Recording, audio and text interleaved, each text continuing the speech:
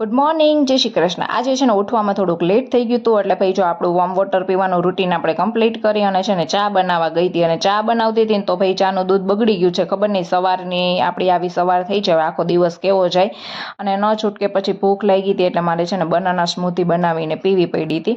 અને છે ને હું કપડાં ધોવાનું હોય ને એટલે પહેલાં હું કપડાં પલાળી દઉં અને પછી છે ને બધું ઘરનું કામ કરી નાખું, ત્યાં સુધીમાં તો કપડાં આરામથી પલળી જાય। અને છે ને મને કપડાં નીકળી જાય ને એટલે મને એમ થાય કે ઘરનું 70-80% જેવું કામ તો એમનેમ જ પતી ગયું છે। અને પછી બપોર પડતાની સાથે સરસ મજાના વઘારેલા ભાત બનાવી નાખ્યા હતા અને છે ને જમવા બેસી ગયા હતા। મેં પહેલાં રાધાને જમાડી હતી અને પછી હું જમી હતી।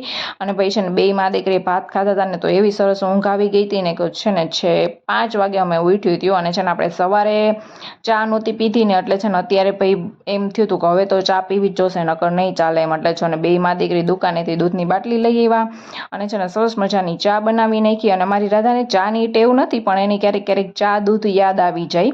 અને પછી છે ને બે નાસ્તો કરવા બેસી ગયા હતા।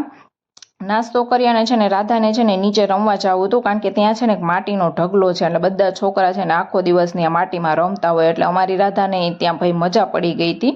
અને છે ને આ જો કોકના ચશ્મા હતા, સામે ઓલો શિવ દેખાય છે ને એના ચશ્મા, તો જો એના ચશ્મા પહેરી અને થોડીક સ્ટાઇલ મારી। અને ભાઈ તો સવારે દૂધ બગડી ગયું હતું, અત્યારે છે ને આ તુરિયા ખરાબ નીકળ્યા, સોરી તુરિયા નહીં ગલકા પછી રીંગણા બટેકાનું શાક બનાવી નાખ્યું અને સરસ મજાના રોટલા ઢીબી નાખ્યા। આ છે ને તુરિયાને ગલકામાં મને ક્યારેક ક્યારેક છે ને આમ થઈ જાય એવું, મને ચાલે હવે। પછી છે ને બસ જો સરસ મજાની થાળી કરીને જમવા બેસી ગયા હતા। મને છે ને રસાવાળું શાક હોય ને એટલે છે ને ચોરીને મજા આવે, અને એ પણ હાથેથી જ મજા આવે, અને સાથે દૂધ હોય ને એટલે ભાઈ મજા પડી જાય।